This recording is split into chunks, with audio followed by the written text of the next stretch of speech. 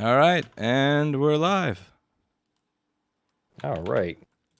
Unsure if you have the video set up on your Discord, but we do have we set up this call so we can do video, so might be able to get.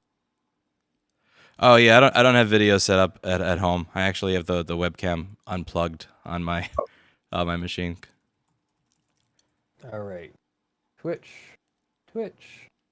Start recording and start streaming. All right. I should be okay on my end. I'll deal with anything that comes up. And maybe turn off the sound of my phone. So good morning, Lewis. How are you, sir? Good morning. How are you doing, Leonard? It's good to make your acquaintance. Good. We're very excited to be speaking with you today, and everything else, of course. Oh, cool. So, wasn't sure what you had in mind today. I thought maybe we were just going to have basically a open discussion about what's going on, or if you had a specific perspective you wanted to take things. I figured I'd answer just a lot of the questions that people had, since there's a lot of I've been answering a lot of questions on Reddit, but a lot of them I'm answering the same question about 50 or 100 times. Yeah, so if I see any questions show up that are very common ones, I wanted to go over them here. So my quick summary is really that I'm sure there will be answers to questions and all that, but we also don't have some answers to questions because we are just currently in the beginning stages of responding to this thing, and we actually have some more meetings to have and all that. So I don't know. Go ahead and get started with however you'd like to begin, I guess, or I can try to talk about it a little bit, whichever you'd like to do. Customs quoted the wrong law. It's parallel import, says one of my viewers. Interesting. Parallel import. Yeah, those details I am not 100% sure about yet. I have yet to do all of my research, the deep dive. I'm literally wearing a shirt here with a guy with an old diving suit on it because we haven't done the deep dive yet. And I have a meeting tomorrow with I'm not going to name the litigator yet, but because I'd like to have them consent to that first. But I have a meeting tomorrow with a very good trademark litigator who says this is exactly what they handle and will be able to help us. So still need to confirm all of that. But I have a slide here that I prepared for my viewers. The first rule of attorney competency, or the attorney rules of professional conduct, is competency. That a lawyer should be competent, and a lawyer can become competent, but a lawyer needs to present competency to his client. So what Mr. Rossman has asked me to do is to help him find the right attorney and help him make sure that he gets the right representation. And so what I'm doing is acting sort of as an ambassador between his situation, which includes all of the facts about his YouTube channel and what he does for a living and all that. And I'll be able to translate that to the legalese that I need to speak to the right trademark litigator and say, hey, here's a situation that we're dealing with. And hopefully between the 2 or 3 of us, or 3 or 4 of us, depending how you look at it, we'll be able to challenge one of the largest capitalized companies in the world, Apple Computer. Yeah, so that sounds about right. So I guess a lot of the questions that I've been asking are, how would you import these? What were they advertised as? Why don't you import? Why don't you just buy them like you're supposed to? And just to get everybody caught up who are not aware. Yeah. If I go to an Apple store and I say, here's $100,000, can I have some batteries for my store? They will say no. Depending on the age of the machine. Some of the batteries I offered are still offered. Some of the batteries that I purchased are batteries that you can, even if you're an Apple authorized service provider, if you, as an Apple authorized service provider, say, here's $100,000, please give me batteries so I can serve these customers, they say, no, it's vintage. We can't help you with that, which is something that actually just changed 1 or 2 days ago, which is pretty interesting. But that's something that for like the last 5 or 10 years, if something's old enough, even if you're authorized, you cannot get access to it. Now, I understand that there are a lot of, because people have been saying, do you care about the quality of what you're importing? Don't you know these are batteries? They could be terrible. They could have bad life. They could explode. as I'm well aware of. But one of the things is that it's a problem that was created by the company by saying we're not going to sell you these parts. If you're authorized, we're still not going to sell them to you if it's past a certain age, even though customers still want this stuff. So what I will do is there are several classes of batteries. So there's usually complete knockoff trash. They weigh 1/5 the original. They die in 2 or 3 months. They're everywhere on eBay and Amazon, and nobody wants these. Then there are pulls from machines that were, let's say, demos. You know, the stuff that's sitting in the store when Radio Shack used to exist that you could walk in and try out. These have virtually no cycles on them, and those are used pulls. There are batteries that are new that claim they came from the original factory that made them for, like the Apple Foundry factory that was making them for Apple. Those are typically the ones that you want to go for because they're going to be as good as possible. There are refurbs where somebody will take cells that are the same quality as the original and reset the firmware inside the battery so it thinks it has 0 cycles and put those in the case. And there are good knockoffs where it doesn't have any sort of Apple logo or branding. It's completely aftermarket, but it's but it is a good battery. So what I do is I will ask a trusted vendor, say, listen, I don't have the time to figure out for this specific model at this time what is available and what is the best. You're the one in China. I'm willing to pay you top dollar because I use these for repairs, not mostly resale. So most of the money comes from, somebody paying $400 for a board repair and I have to throw in a battery. I don't care if it costs me an extra $3 or $5 to get a good battery. So find me whatever is the best. I don't have the time like every single week to figure out which is the best available. Is it the used pull? Is there original Foundry Factory one available? Is there one from is it the knockoff one that's available? Is it the good? I don't have the time for that. So I'll ask somebody to find me whatever is the best available at the time, and this is what they find me. Now, what I find interesting is when you import something with an Apple logo, they'll say, listen, this is saying that it's Apple when we did not authorize it to be sold to you. Even if I disagree with it, I can understand them saying, this is represented as an Apple part. I don't know who you are who's getting it. I'm going to take that from you.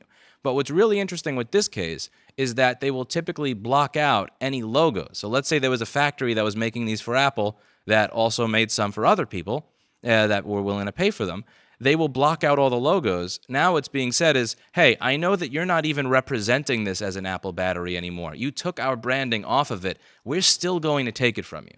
And that's what is really egregious, and that's what made me decide I am willing to spend whatever amount of money it takes to get to the bottom of this. Because if it's represented as an Apple, you can't have it. If it's not represented as Apple, you still can't have it. It's like, what am I supposed to tell customers? Like just duct tape a bunch of AA's together and put that in your computer? I don't understand what the answer here is other than just throw it away and buy a new one. So that's what now the second thing is a lot of people have said, well, you don't actually know what is in that box because you have not received it yet. And that is correct. I am inferring what is in the box based on what I have received prior to the seizure for several years from this individual and what I received after the seizure from that individual and from what I've heard from them. So they've said, we sent you the same thing that we've been sending you this entire time, and they continued to send me batteries after the seizure, and they were sending them before the seizure. So I'm inferring and assuming that what's in that box is the same thing. For all I know, there could be a bunch of, dead pigeons or Cheetos inside of cases that say Apple, and I wind up looking like a complete fool for filing the case. But I think that that's not very likely, and I think it's worth it to assume based on Apple's prior actions, based on the suits they're making in other countries, based on history with my supplier and their history, that this is just the case of them saying, oh, looks like it goes into an Apple computer. I'm taking. It may have had a logo that they scratched out. I'm taking that. Really quick, Lewis. Everybody in your chat is mentioning that the donation sounds are extremely loud. Oh, whoops. Yeah, let me get rid of that. If you could turn that down, yeah. Let me figure out how to dump that. While you're doing that, I had a question for Leonard, and it's okay if you don't know the answer to this yet. But I guess there might be some confusion about what Apple's role in the seizure is versus Borders and Customs. Until I hear more, I'm doubling down on my answer from my last video that I, at this time, don't know that Apple had sort of a an APB out on Lewis. It's possible, and we might find out that they did. But at this time, there is a normal reason why batteries might be seized, even just one crate of batteries or one shipment of batteries. They do spot checks. They often miss a lot of stuff. But Customs and Border Protection is also the second largest revenue generating entity for the US government behind the IRS itself. 30 plus billion dollars of tariffs and fees a year and all that. And this is exactly the kind of thing they do, is check these things. So this could be routine, or this could be that Mr. Rossman is being targeted by Apple because of his views or policies of repair. It's. I think if I had to look back on it, it's more possible that it was some sort of random spot check. But I would say that it's that I think that Apple, if I had to guess, pushes customs more to check for their stuff than other companies are, because I don't see this happening as much. Somebody just mentioned in my chat, you don't understand the law. What you're doing is illegal. It's gray. This is a gray market, and that's not exclusive to Apple. But what is particularly exclusive to Apple, in my opinion, is creating an entire ecosystem where this problem exists to begin with, where if you want, again, other companies are going to say, why are you importing not something for our product that's not authorized by us? But other companies are not siphoning off the solution so that you can't have a solution. And I don't know why that's still making noises when I turned it off. I got to figure that out. But yeah, other companies are not creating this problem where you cannot get, the only answer is buy a new one for a lot of the products, and then simultaneously saying if you import something, we're not going to allow it. Yeah, there definitely has to be some answer in between there. And I'm hoping that we'll be able to find that answer in this as well, that this will be a situation that we are still investigating, and it really could be a situation where the batteries may have been shipped improperly, or maybe they're always shipped improperly and the Customs Border Protection just caught it this time, or maybe they're always shipped properly and they're just doing this spot check and overstepping their boundaries. We're going to end up finding out very shortly here, I think. I don't know why. Yeah, I guess there's one way to find out, and I'm willing to go ahead and see how the case goes, because I figure it's either this or I just accept the fact that I have to tell people, sorry, your battery's dead. Duct tape a bunch of AA's together or buy a new one. Yeah, see, well, ultimately, I don't think it's illegal to import or have someone make a replacement battery for Apple. The question is, at what point does it become an Apple trademark issue? So we're going to be investigating the exact source of these batteries and the condition that they were shipped, and what labeling is on them, and et cetera, et cetera, et cetera. And that should give us a lot of clarity on why Customs seized this particular shipment of batteries. Or not. Or it might reveal that it's as gray as we hoped it wasn't. Yeah, or we could figure out that they shipped me batteries where they didn't cross out any logos. They look like Apple batteries and they're filled with Doritos. It's completely possible that at the end of this, I look like a complete nutter jackass. I'm wondering if it's going to be a situation that's really on the line, where it's say quality batteries, but it's arguably really on the line, and you could say, well, Apple should be able to control what batteries come out of the factory, but they shouldn't be able to say that Lewis can't order batteries that are of the same specifications and high quality at that, but otherwise don't have Apple branding or logos. So I have a feeling it's going to be an answer that or I have maybe not a feeling, but I'm hoping it's not going to be. But I sort of have a gut feeling that it could be something that's not going to be a nice answer for Apple or Lewis. Yeah, but, and we'll certainly cross that bridge if we get there.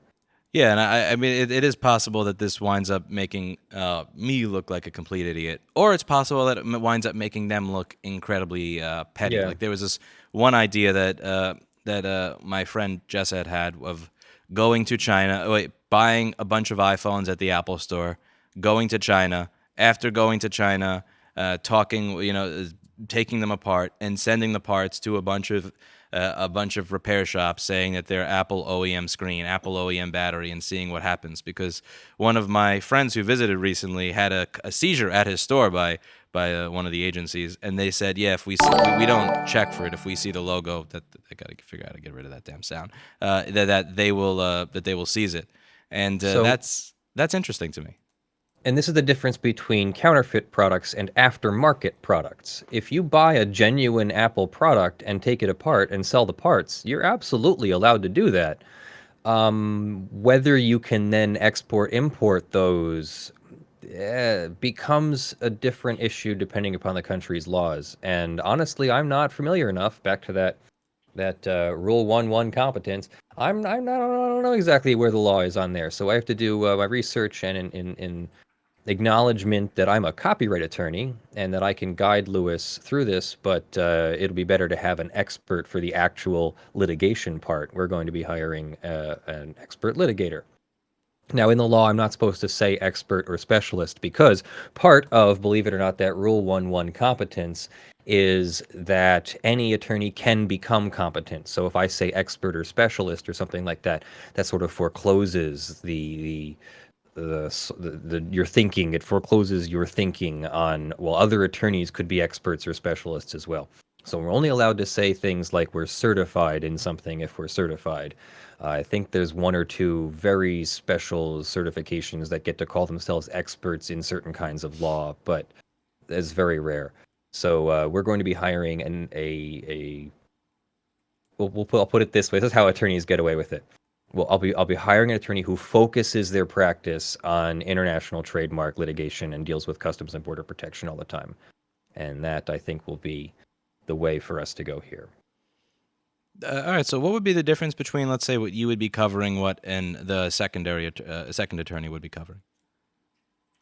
Well, for those who don't understand. Yeah, when you originally contacted me, you had said, hey, I know Leonard French from YouTube, and Leonard French probably knows me pretty well, and I would understand Lewis's business and all that, and I'll be able to translate that for the attorney that we do hire as the litigator. And I often like to tell clients that this usually saves money because we won't be doubling up work. I won't be spending a lot of time doing something I'm not competent in and becoming competent in it. Nor will we be spending a lot of time getting the litigator up to speed on what Lewis does, because we're going to be translating that as efficiently as possible. So I'm more or less the attorney finding the attorney that will do the actual litigation. Yeah, that makes sense.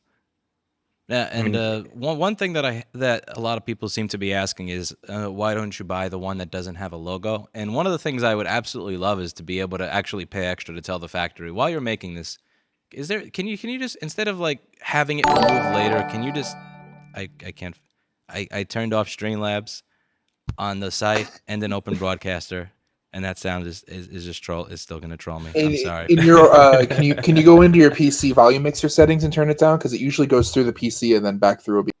Yeah, let's see. I'm being a complete noob here. Let's see. That's okay.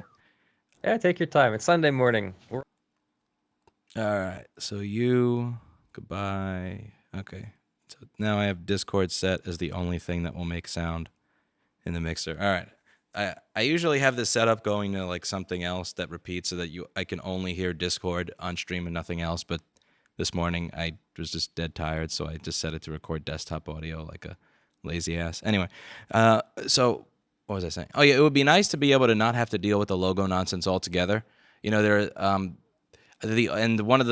don't want to actually represent this as an Apple battery. I want to represent it as a battery that will work in a Mac computer.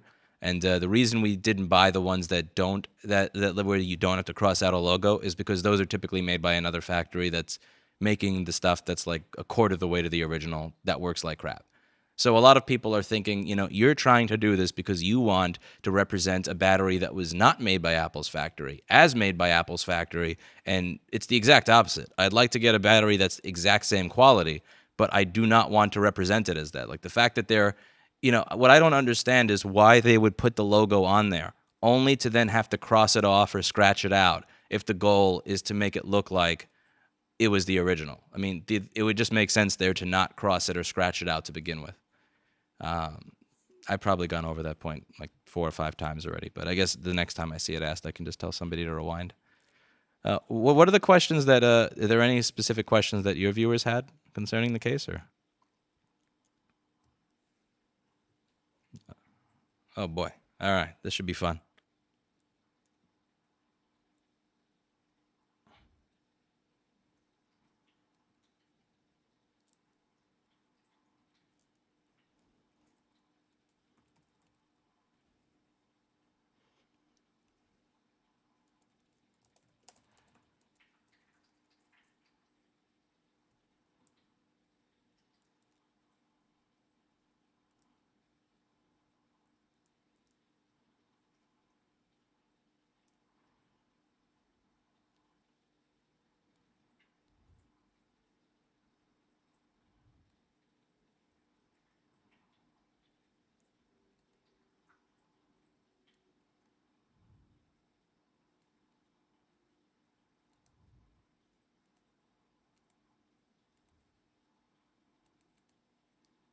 Hmm.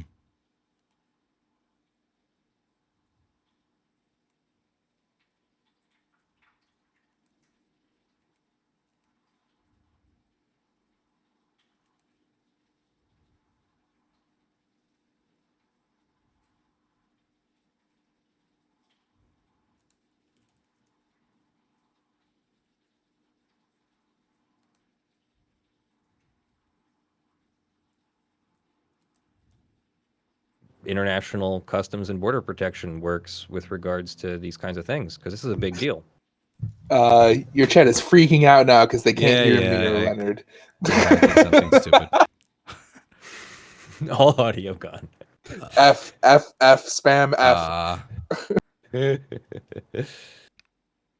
we All go. right, that No, guys, I'm sorry. It's just not available on PC. You have to have a phone. You got a phone, don't you? you have to have a Oh. Mac. If anybody who doesn't have a Mac can't hear it, Only available on iOS. This stream only available on iOS. Yeah. Ah, Someone just said my right ear enjoys this. All right, so- I love your chat. It's awesome. yeah, As it's way too fast for I'm- me to read anything there. So As a non-Mac user, the more I started to find out about like the problems that you were having bringing products in, I had no idea that Apple could just declare certain products vintage and say, we're not going to repair them anymore. And then your product is just gone. Like you can't do anything with it anymore. I had no idea that they would even Yeah. do that to their customers. yeah, they do. Oh, I was just watching. I was just talking about this in the last stream. I was just watching the Steve Jobs video where he talks about what happens when companies get too big, and the product people who are so centered on making the product a good product lose power to the marketing people, and eventually the marketing people take the company in the wrong direction because they sort of assumed that the product was going to stay great, and they didn't have to focus on that. Yeah, and Really what you ironic. said, and the thing is, I completely understand why they don't want to stock parts for something that came out 7 or 8 years ago. That's going to terribly increase the cost of the product, because if you know that you have to stockpile a bunch of parts that you may or may not sell for 10 or 15 years, then you're going to charge the user up front for it. I completely understand why they say we don't want to stock stuff for something that came out in 2009. Screw that. But what bothers me is that you don't want to stock it. If I stock it, I get in trouble. Clearly, if this product is considered vintage and somebody is still making it, that makes something that, to me, appears, if I open it up, seems identical to the original. Somebody out there is willing to make this. The materials exist to make it. Users want it. You don't want to make it for completely reasonable reasons. Why can't I? And I understand where people will say, well, it hasn't gone through this testing, or maybe it, what if it's bad, or what if it blows up? The think of the children argument. I can get that. But then what is the solution? Just like There needs to be a solution. That is the overall message here, is that you can't just have a complete elimination of a post-sale repair economy at the will of the manufacturer. That's some kind of government authority, not commercial business. Yeah, That's monopolistic, that's powerful, that's not capitalistic. Yeah, and perhaps, the answer is that somebody who uses the think of the Trojan argument is you need to get those ones on Amazon that are, the one that weigh a quarter of the original that last just until your A to Z guarantee claim comes up. And I've been doing this I've had this business for 10 years. I've had the store for almost 7 years now. I know exactly what I'm going to get if I buy one of those batteries that they're garbage and the customer is going to hate me. And I don't want to give my customer garbage. It's not about saving money. It's pointless because if you buy one of those, they're just going to come back for warranty in 2 months. It doesn't matter what money you save. That's not what I want to give people. Somebody asked, can you ask Apple to certify your batteries? That's an interesting one. Aside from the fact that they'd probably refuse, they would probably charge a fee.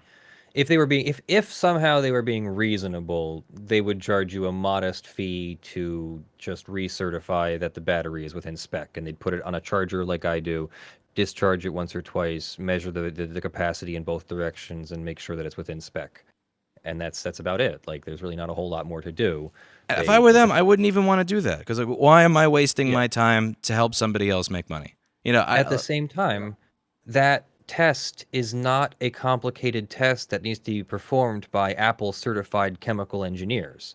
That is a test that anyone can perform with a very simple piece of equipment, because quality lithium ion batteries degrade in a very predictable way, and there really is no test beyond testing their specifications, making sure they discharge at the proper rate and recharge at the proper rate and don't get warm when they do so and don't present a higher resistance than they're supposed to be. And that's it. Like, this is a very simple thing that anyone can do if Apple would just get out of the way. Yeah, and I do wonder, there has to be some sort of in-between here where I can buy something like this and there's some person or some agency or some standard that says, oh, yeah, this looks like it's not going to blow up like Lewis's last e-bike. I'll take it. And, I'd like to find that. Or I'd like to find what that is rather than just toss away. So I am curious what your list of questions are. And yes, I'm happy. I'm going to try to wrap up 4 or 5 of them into one here. And the question is, things seem to be changing really quickly over at Apple right now. Do you think that that's a result of you making us think about this? And do you think that that's going to affect the case in it? I don't know if that's really because of me. I wouldn't accredit it to me. There are changes that they've been making dating all the way back to 2013. So the iPhone 2, 3, and 4, there was no option for in-store screen replacement. They would just swap out the entire phone for $299. With the iPhone 5, they actually became somewhat competitive. You could get the screen replaced in-store for $109 to $129, I believe, at the time. I could be wrong. This was like 6 years ago. But you could get the screen replaced in store with that and retain your data. So they've been slowly, like very slowly, becoming slightly more friendly with the options they offer. And then there was Apple Care Plus that came out a few years ago where they will help you even if you have accidental damage. You're still going to pay, but they're not just going to throw away your Apple Care because you got accidental damage. So it's been happening in really slow steps. So it's not something that I would really attribute to me because... but it is something that I think it will eventually be positive for the customer. The idea that they do have a vintage repair program, the idea that they do have warranty plans that actually cover accidental damage if you're willing to pay for it. These are all good things for the consumer, and I'm happy to see them happening. People in the YouTube chat are mentioning the gray market and how importing the batteries might be illegal because it's a gray market. What do you think about that? In terms of what exactly about gray market? They're saying that importing the batteries is like a gray market action, sort of like in between, buying them legitimately and buying them completely illegal. Yeah, gray just means that we aren't sure whether it's legal or illegal, and that just makes this a harder inquiry because it feels like we're doing something that's allowed to be done, and then you might find out that it's technically illegal under some provision of law, and that if Lewis changes even just one tiny thing about the way he does it, maybe it's perfectly legal again. So it could be something dumb like that. Well, I would Gray ask firstly, what is what would they propose the solution is to it? Is there, Yeah. and secondly, is there an in between solution to just don't import them at all? Because Yeah, the thing, and gray yeah. market isn't like a legal term anyway. We can't cite that as a rule of law or anything. Now, like one of the Right, devil's advocate arguments that I would make for them is, okay, let's assume that the person that's actually making the battery for me is the exact same person making the battery for Apple. You know, they've invested in this machinery, they've invested in the parts and the tools, and they don't want it to go to waste because they have stuff left over that they could use to make an A1286 2009 battery that Apple's not willing to sell. Let's say that it is the identical factory. One of the arguments would be the devil's advocate arguments that says that would be, well, why not just tell them in the machining process to ensure that any sort of logo is removed so you don't have to cross it out later? I think that would be an excellent argument. It's something that, again, if I had the time, if this was on the absolute top of my list of priorities rather than, an incoming queue of 500 things to work on and, hiring people and the YouTube channel and everything, I may ask, can you tell them to stomp that out? And my vendor would go, really? You want me to tell them to remachine their factory for products you're buying 10 or 20 at a time? Really? And then I'd go, yes. And then they'd probably say, no, go F yourself. Or maybe they'd say, yeah, sure, we would. So I think that would be a good devil's advocate argument against what it is that I'm doing. Essentially, why don't you just get them to cross all that out to begin with? But the other thing is, what would actually occur if I did that? Because what is the difference between simply telling the machinery, don't print this text on something that looks identical to the original versus cross out this text or scratch out this text on something that looks exactly like the original? Would it still be seized? Would it still be subject to seizure? So I guess my question to people who are saying that is, what is your solution? If the user cannot purchase the part, if the company's own authorized distributors cannot purchase the part, and the third-party repair shops cannot purchase something, is this what? I would just put the question back on them and say, what is your solution? I mean, a lot of the problem rests with the fact that these factories are located in China, and it's really difficult to file a breach of contract charge against them on Apple's end. They're importing all this stuff from them, and there are a lot of Apple. There are a lot of knockoffs that Apple has to genuinely pursue in China and elsewhere. So it's not like they don't have a legitimate interest in pursuing knockoffs. But even if the product, the batteries that Lewis or any other parts are being manufactured in the same facility or whatever, even if that's in violation of contract law between them and Apple in China, that doesn't necessarily mean that turns it into a trademark violation at the U.S. border. So I'm also interested to see whether, if, and how that's a connection to this, because even if the batteries are otherwise being manufactured quality but illegally or something in violation of some kind of contract, I still don't see how that makes it a trademark violation so long as the Apple branding is properly dealt with, however that is. Scratched off or covered up or something. Yeah, it would be like, this is probably a terrible analogy on a Sunday morning, but if I go out with my best friend's girlfriend and he sees that, is this something where he should talk to that woman and say, why are you cheating on me on his own time? Or is this something where he can call the cops and say, hey, there's somebody at Starbucks with my girlfriend and that's not, and it's not me, get them. I think that this is something that they have to deal with their factory, say, hey, we don't want you to sell to that person. You did. We're going, and the thing is, they can't, my guess, and this is total speculation here, so I could be talking out of my ass, is that they can't do that in China because they don't care. Because, I was watching this 2 or 3 hour documentary, and they were saying, the definition of open source in China is, there were papers on a table, so I decided to take a picture of them and start my own company.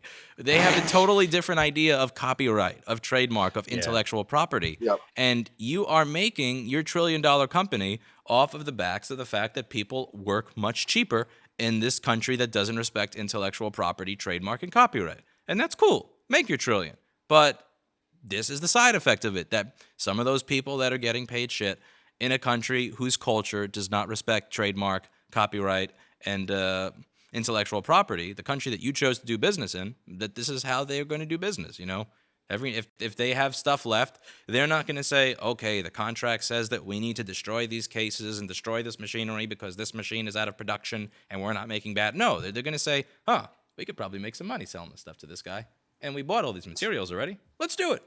And, you know, a lot of people absolutely, their head exploded on Reddit when I said that that's totally fine with me.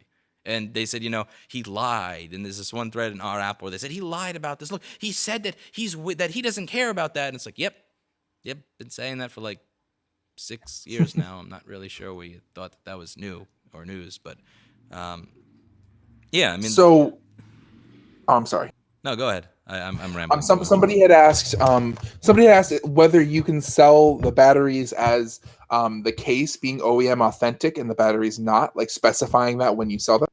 Would that help to kind of alleviate the concerns on Apple's end? Yeah, I think that I should be selling it as a good battery that fits the computer. I should not be selling it as an Apple OEM. I don't think I do. I'm just saying I don't think I do because I'm just don't want to like have copied and pasted something stupid into a website description at 2 a.m. that I forgot about. But I'm 99% certain that I don't sell this as OEM or as something that has Tim Cook's blessing. I don't want to sell it as that. I think if somebody is selling it as that when it's not, that is wrong. Yeah, so, but the thing is, I don't think that would change anything at all because I could be wrong here, but I don't think the Customs and Border Patrol agent is going, okay, so he has this stuff. Let me check his website to see if he's saying that they're Apple. No, I mean, if I were to think about things, you know, one of the attorneys that Leonard spoke with that was highly critical of me, and he made some very good points, was saying, you know, why are we attributing to malice or conspiracy what should just be attributed to the way, you know, ignorance or just a normal process? I don't think that they're looking on my website before they seize my stuff and saying it's to see how it is I sell it. I think that they're just opening the box and, you know, just tossing it away and then moving on to the next box. I don't think it would make any difference within the current confines of how the law is currently enforced. Yeah, they would. I'm expecting that we'll find out that they just hit you with a notice and then you have to respond. And it even seems like the notice itself has several different ways to respond.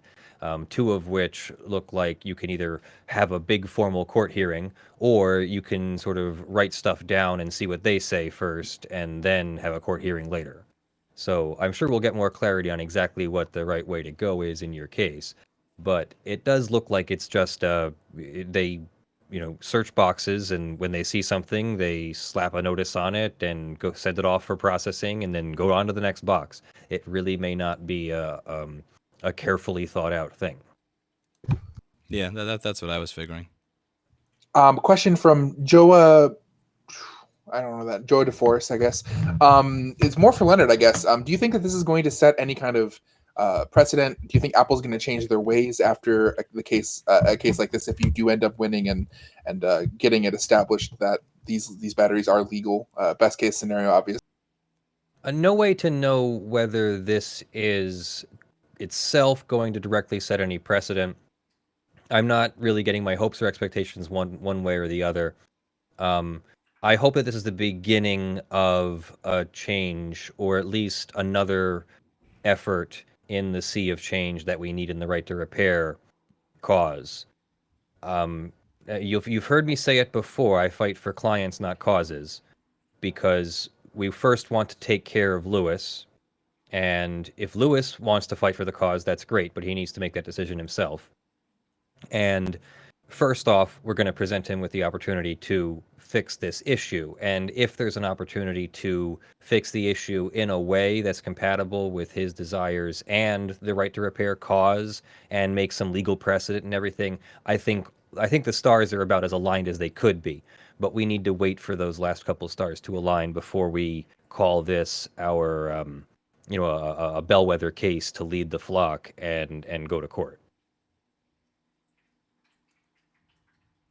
Just caution. Just normal lawyer caution. Yeah. I hear a lot of people making car analogies. Well, I can import a car, so What if I repair my car? How is that not a violation? You're more or less right there on the edge of the issue. That is the problem. You can't repair your car sometimes. You can't import repair parts sometimes. Companies have used trademark and copyright to eliminate your right to get watches, like wrist watches. Because I think it was either Tisset or Tag Heuer or something. We put their trademarks and copyrights on different parts of their watches, and then tried to say, well, no, this watch also contains a copyright, so you can't import this watch because it contains it. When the copyright was really just a cover for the thing, for the import controls. Yeah, I mean, so for the car analogy, imagine this is Apple, right? And Apple doesn't isn't selling these parts to anybody. It's kind of comparable to McLaren. McLaren does not allow any repairing except for by their specific stores. Did we just watch the same video or something? Like, yeah. Okay. There's one in New York. So for some of the really, really high octane stuff, you have to send it all the way back to Britain. And like Toyota, which is a Japanese company, they send their parts everywhere. Every mechanic can get Toyota parts, right? That's the way that Apple should be operating. And instead, they're operating more like McLaren, where if the part is outdated, too bad. And if it's a car that you can currently maintain, then go ahead, send it to our shop, which could be 4,000 miles away from you, and we will repair it on your dime, of course. We're not going to pay for anything. You have to ship it. You have to pay for the racetrack. You have to pay for everything. It's kind of comparable to that in the car analogy. Yeah. Now, I haven't heard, I don't one way or the other, but I'm assuming that if somebody tried to put non-McLaren wheels onto a McLaren, that'd be okay, but McLaren would wipe their hands of... No. They actually... So McLaren has... I don't know if... We watched the same video on VinWiki, right? I only paid attention to half of it, sorry. That's okay. I embody the watch time statistics. So for McLaren... for McLaren cars, they keep a running report of every time that you do maintenance, every time you have a part that isn't McLaren. All of that goes onto a report, and whenever somebody buys a McLaren from somebody else, they can get that report from the McLaren factory, and that will affect the price of the car. Wow. Okay. So they don't stop you from putting a third-party part on your McLaren? They won't stop you, but it will decrease the value of your car. Yeah, and we are talking about a car that costs more than I'll make in a lifetime. Yeah. Average lifetime. We're still shooting for the moon here. Yep. Lewis, how's it going? Going well. Okay. I think you'll be able to get a McLaren in your lifetime. I have more faith in you. Oh, thank you. All right. Well, when we have $14 million lying around, A used one. Well, you get a used one for $1.4 million. Right. All right. Any other good questions?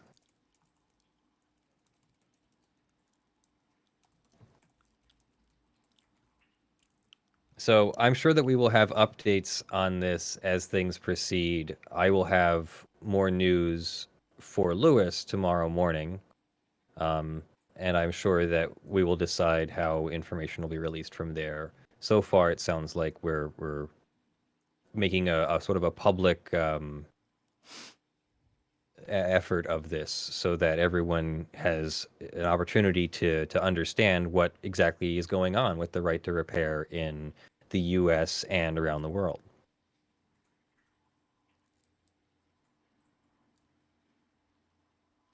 So I think that was 2 or 3 questions, but you had said you had 4 or 5 written down. Or is it that you asked a bunch of them as one question?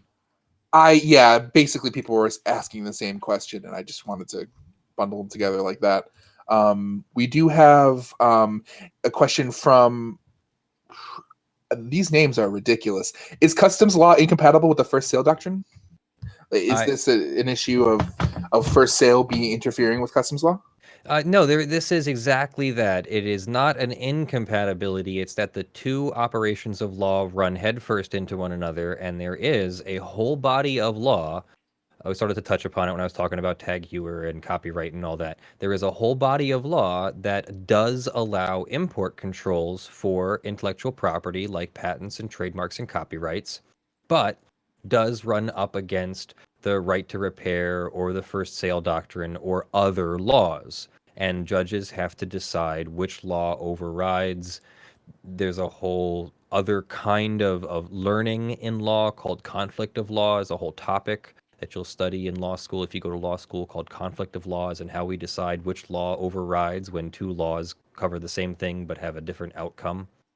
So some of this is gray. Some of this will involve that Apple is one of the first companies to push this far with this. Some of this may be established by previous companies who have pushed this far and been overridden, and we just have to translate that law for 2018 and point it out to Customs and Border Protection or point it out to a federal court. And from there, the chips will fall where they may. Hopefully, we make some good arguments, and that will be able to preserve Lewis's right to import batteries, or we'll have clarification on the right way to import batteries if this somehow was not it. Either way, I kind of see this only being a positive thing. We'll be bringing awareness to the right to repair, protecting Lewis from whatever is, if this is the beginning or end of something or just a one-off, I don't know, and establishing whatever he needs to know for the future to make this less of a risky thing so it doesn't happen again. Yeah, I mean, even if I wind up looking like a complete idiot because everything was done wrong, if I can showcase to other people what how to do this properly, I'm happy with the outcome.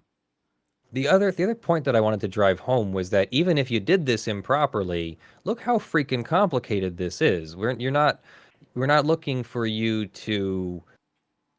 I mean, analogies fail me, but this is not a simple thing where you should have known better and you're an idiot.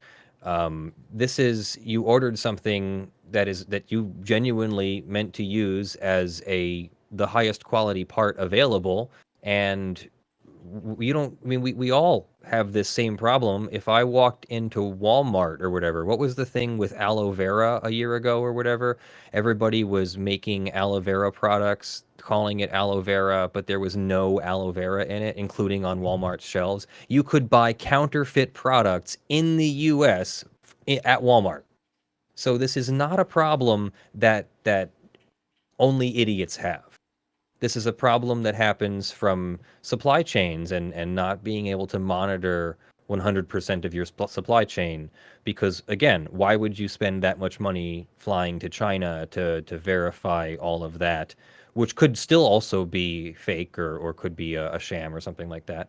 It is interesting because if it's not something that Walmart thinks that that makes sense to do with their budget, then I don't see how many people can think it would make sense to do with our budget.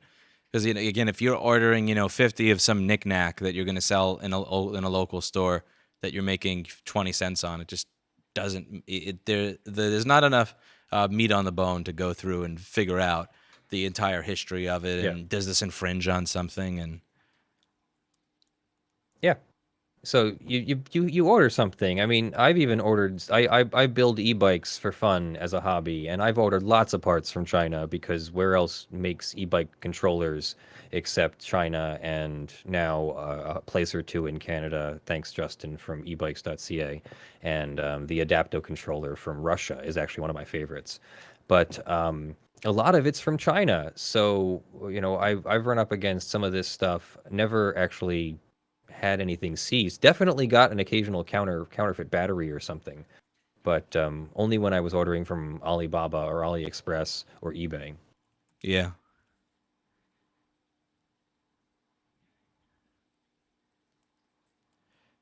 Also, I was curious. I had a question about how you blew up your e-bike battery.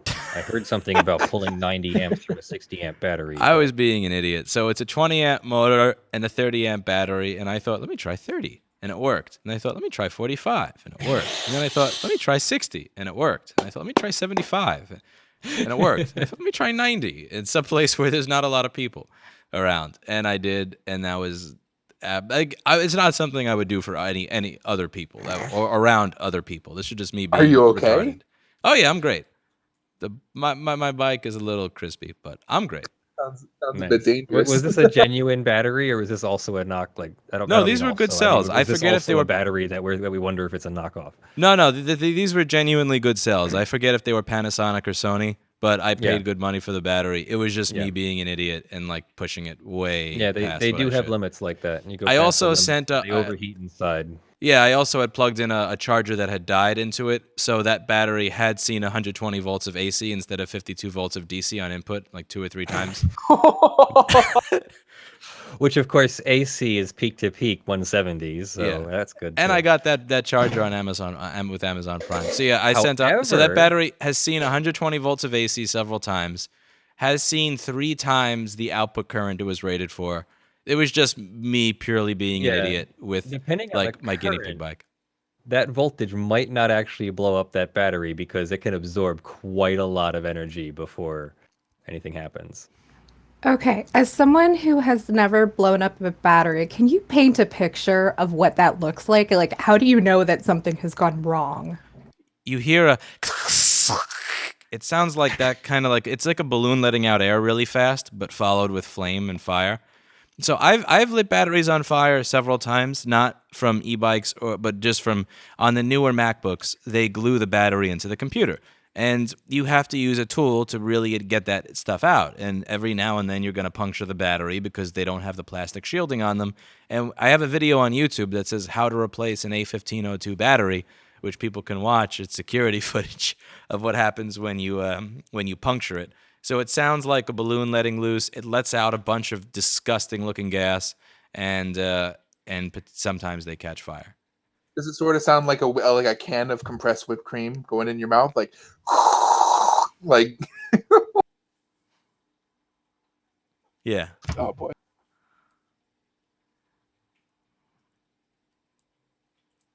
Someone has asked me what I think of Ubco bikes, and they look pretty cool.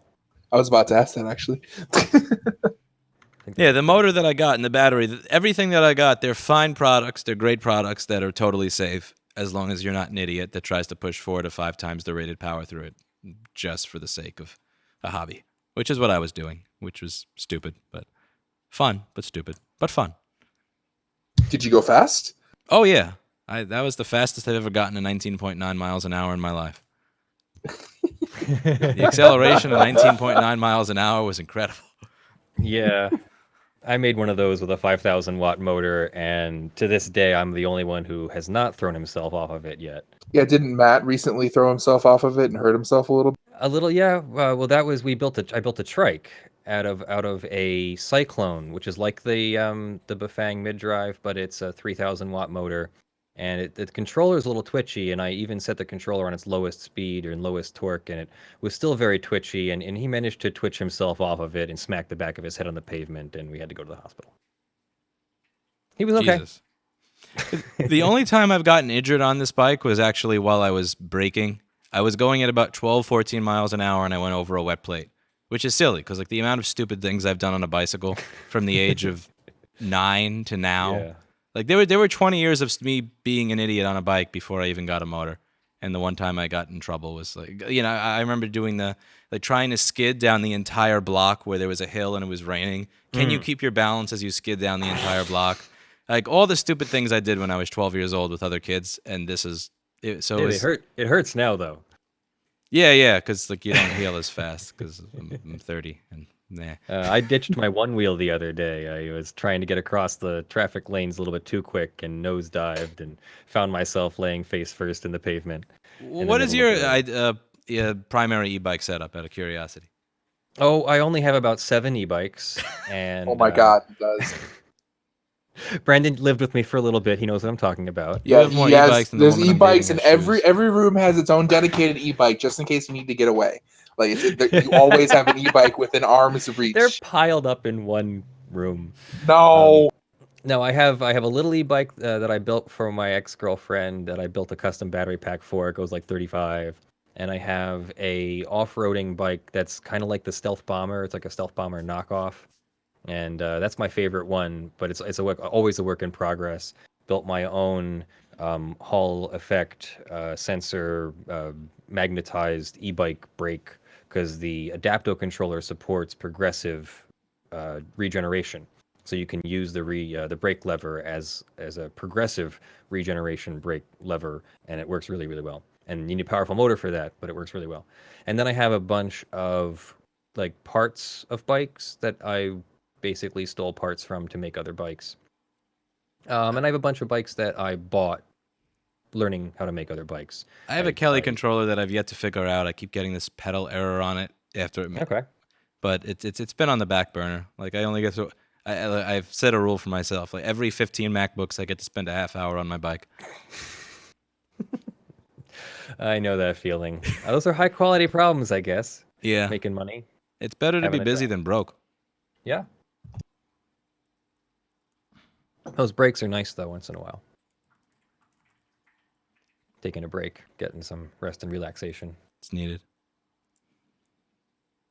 And Rest, now I have my one relaxation, wheel, which is set the yourself on one wheel fire. electric skateboard, and I can't get enough of that thing. I love it. It scratches my itch for motorcycling, and I'm gonna die on a motorcycle. So if I'm not on a motorcycle, that's good. So I ride a one wheel now. One wheel is a little scary for me. I'll work myself up to that being that brave someday. It took a while to get used to it, but now that I'm used to it and feel like I've got the hang of it, more than just the hang of it. I really feel like we're in tune. I've got complete control, and I feel like I'm just another person just surfing around the pavement. So riding a one wheel is scary for you, but like not putting all of that extra power, like running through the battery for your e-bike, like that was fine. It was fine up until the moment that it went on fire and I had to jump off of it so that I didn't. Yeah.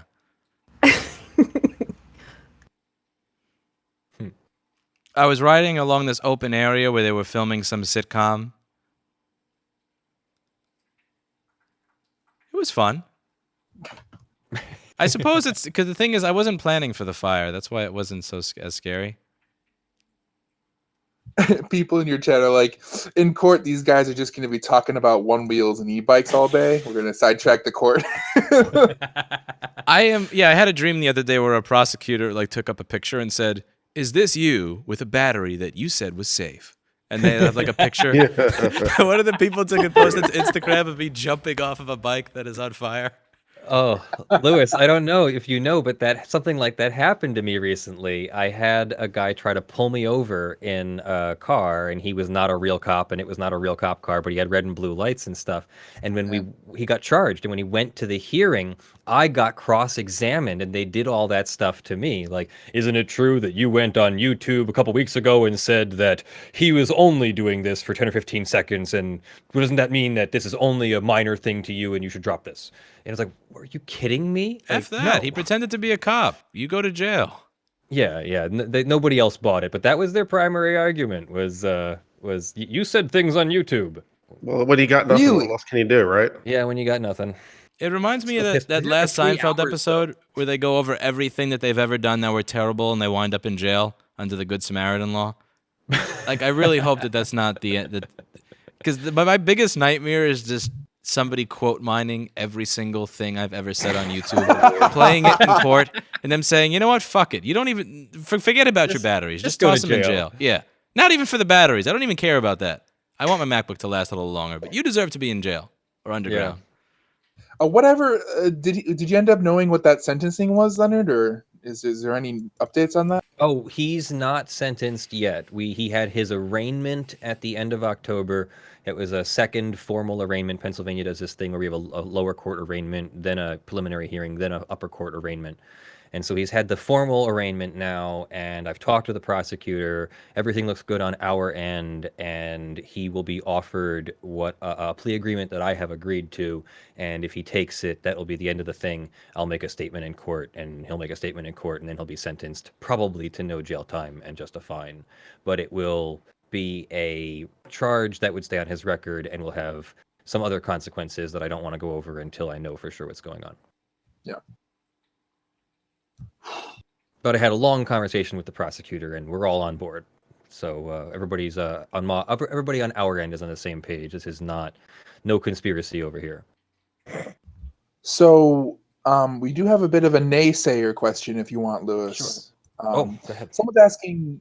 Someone's asking why these are the exact words. Why are you trying to generate so much hate for Apple? Apple isn't responsible for IP laws, and laws on this are very similar all around the world. Okay.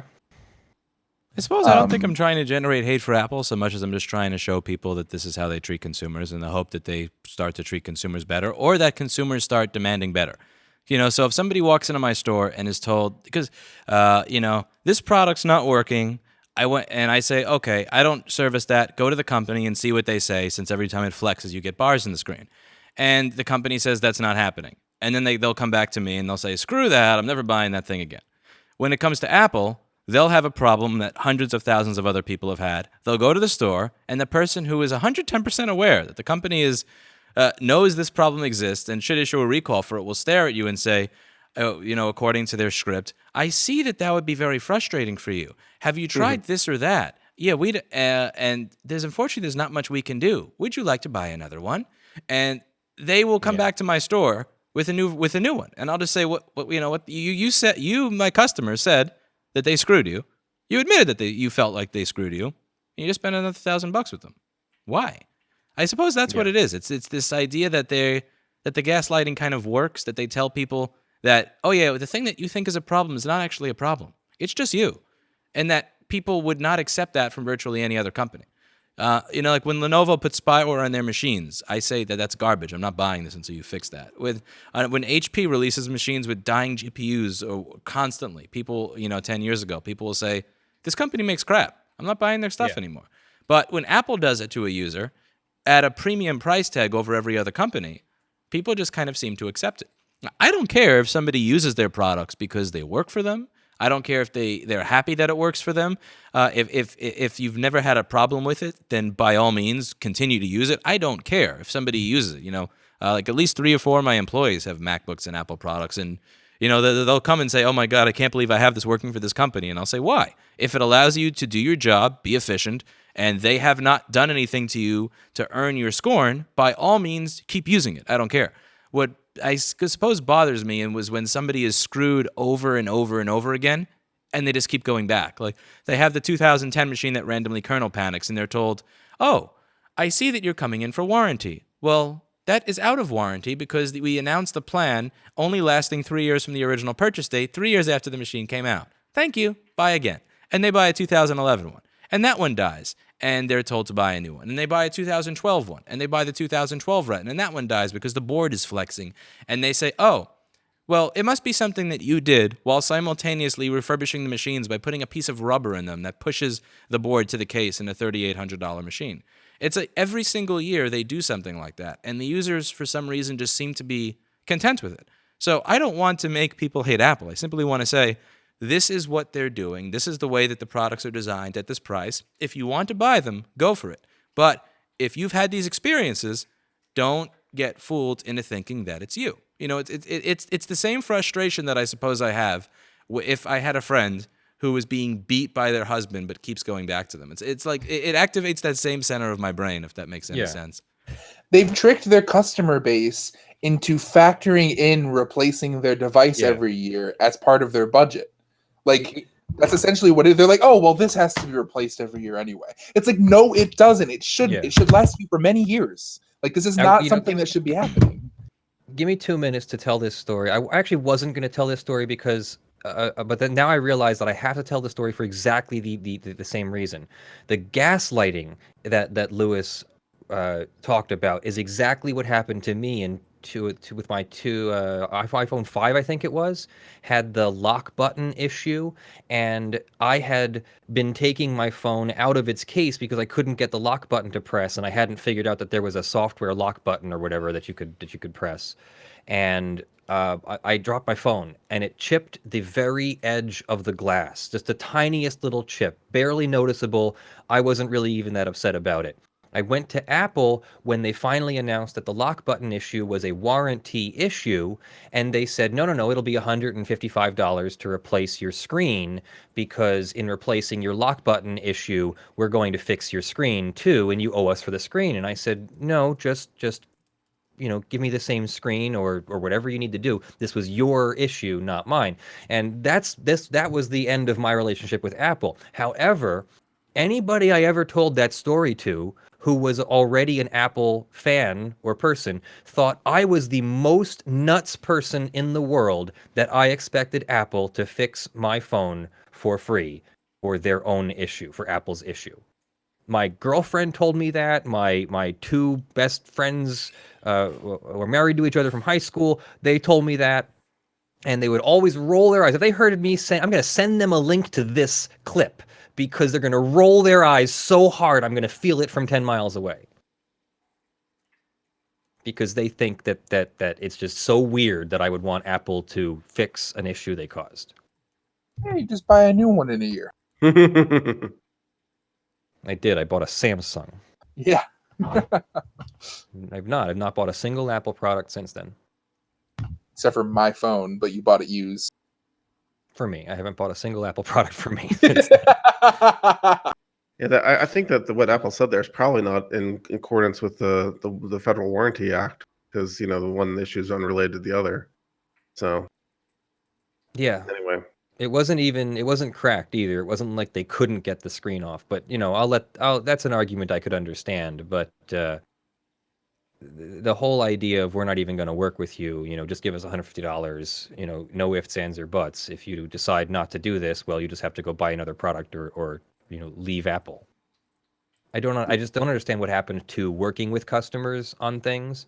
I have this problem with customer service constantly, is that I apparently expect way too much. But things are changing, or I don't know. We just don't service customers anymore. yeah, I mean, to go back to the car analogy, which is everyone's favorite talking point. It's like, oh, there's some problem with the engine and your door's damaged. It's like, oh, we have to repair the door. It's like one thing has nothing to do with the other. Yeah. Repair the we engine. won't certify this as repaired until we repair the engine and the door. Or even to make it, I think I can make it closer. We sealed your hood shut, so you have to pay us to open your hood to repair the broken engine that we didn't design properly. And if you don't, you could just go and buy another car. Like, I understand you didn't have to design a hood that latches, but you also didn't have to not design a product that a working engine inside. You could have made a product that didn't fail inside, then you wouldn't have to open it. But some of this is a little hyperbolic because there will be failure rates even on a good product. You'll still have a couple percentage points failure rate. But so yeah, the right to repair is not going away, as I guess the overall point here, and why Apple is pushing so hard against it. I don't actually think it hurts their economy that much anyway. Apparently not. I mean, it potentially could if certain things were passed. Again, I'm not asking them to make everything available to me because I realize that would be a nightmare for them. I'm simply asking them to stop putting barriers in place so that I can't get things that I usually would be able to get. Is it absolutely terrible if Intersil allows me to buy an ISL 95530 with modern firmware? I get it. Apple doesn't want to stock this. That's fine. Do you have to tell Intersil, like, hey, don't sell to these guys? I mean, that's really the part. I'm not asking Apple to do my job for me. I'm simply asking them to stop putting roadblocks in the way of me being able to service their products. And, going back to the other thing, there was one good point somebody made when it came to, like, what, it seems like you have a hostile attitude towards Apple regardless of the points that you made. For somewhere around 2009 through 2016, when people went to an Apple store, they weren't just told you shouldn't use a third party. They were often, my customers, given a list of all the things that would go wrong with their device if somebody but Apple touched it. And that created a sense of fear. I remember people coming to me with this sense of paranoia that, like, if I open something the wrong way, or if I touch this, or if I put this part there, that something could not be done. I remember them saying, if they take this screen out, then it's not going to work, or if I replace a component on the board, it's not going to function anymore.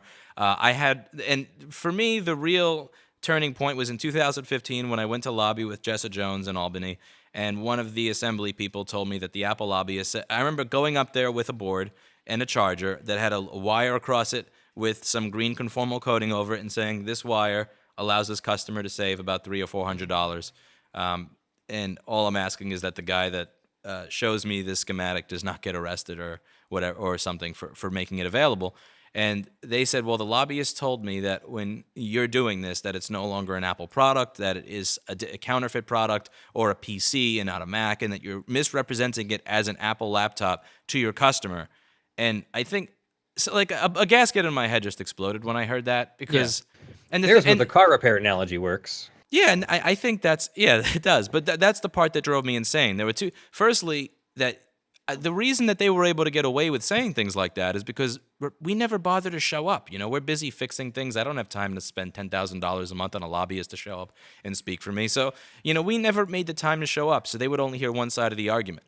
But that one side of the argument for so long was ridiculous. If this person touches it, they're going to ruin it. They're lying. They're misrepresenting a Mac as a PC and giving it back to the customer. I mean, this stuff is all absolute insanity and silly. But you hear that for enough time, and eventually, admittedly, in my head, I'm just like, well, screw these people. You know, this is bullshit. This makes no sense. You're fear-mongering your customers to keep them from using an alternative. I don't do that. I tell people right now, if you want an iPhone screen repaired, we can do it. But you'll probably get a better deal at the Apple Store because you'll get an original part. They'll do the battery for $29. Go there. If you're in warranty and they tell you this price for screen replacement, they'll do the assembly, or we're doing just the LCD. If you're a graphics designer, that's the best deal because you'll get a more perfect job. I have no problem saying when somebody else is likely the best at something. But they up until 2016, when the channel started really getting some momentum, so many people at so many of these stores and Genius bars were just telling people things that I found to be ridiculously untrue, with the best intention would be keeping the customer from potentially getting ripped off by somebody they don't know. Worst intention, just fear-mongering to keep other people from being able to do the jobs that they wouldn't want to do. And it aggravated me. It definitely aggravated me for a long time.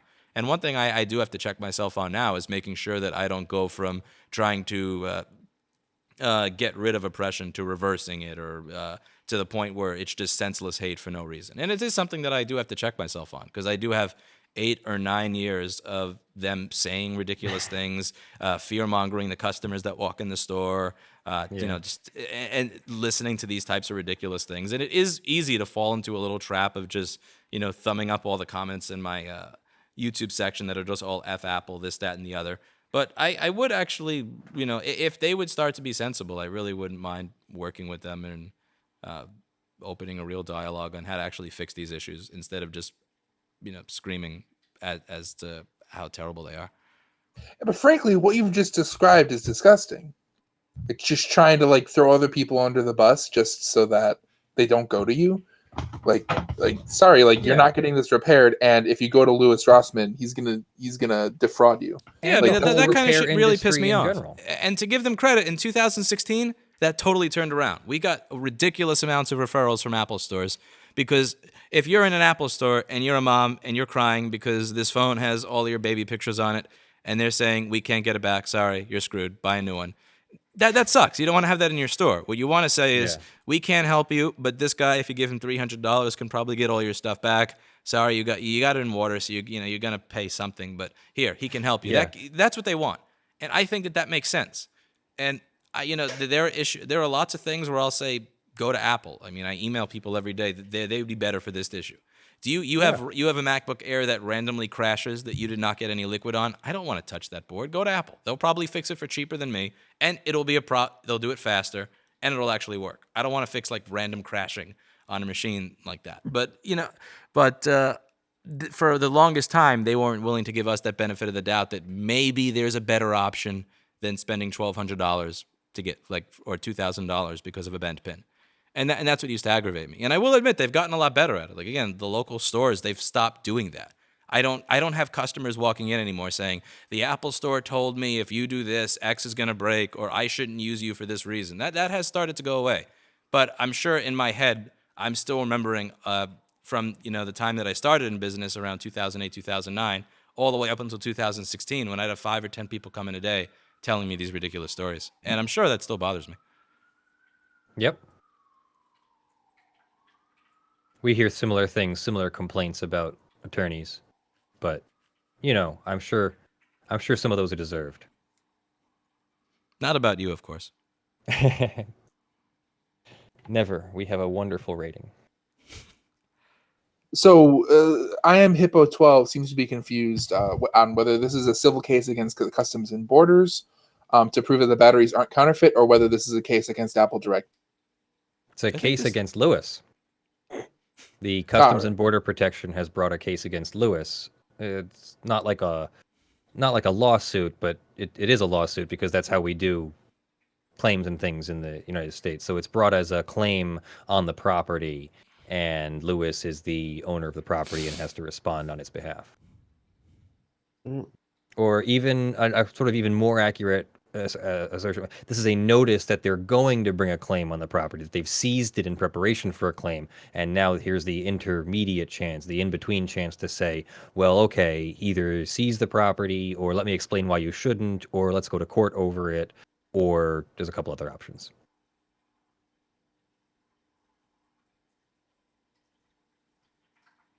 And it would be nice if this got to the stage where, bringing back the car analogy, it's similar to a car where, yeah, you have to replace the battery sometimes. You're not always going to replace it with a Toyota battery or a McLaren battery or Ford battery. You're going to replace it with the battery that fits you. And hopefully that this turns into a situation like that where that's just acceptable. Where Yeah. people aren't going to be saying you don't have an Apple product anymore because you put a cheapo AutoZone battery in. You know what I mean? Yeah, that's what they were trying to do in Norway. There's this one case that I would like to record and visit Norway for in the summertime with Henrik Husby. So he was having screens refurbished in China and then sent back to him. It's common because when you drop the phone, 99% of the time the glass breaks, not the LCD that makes the picture.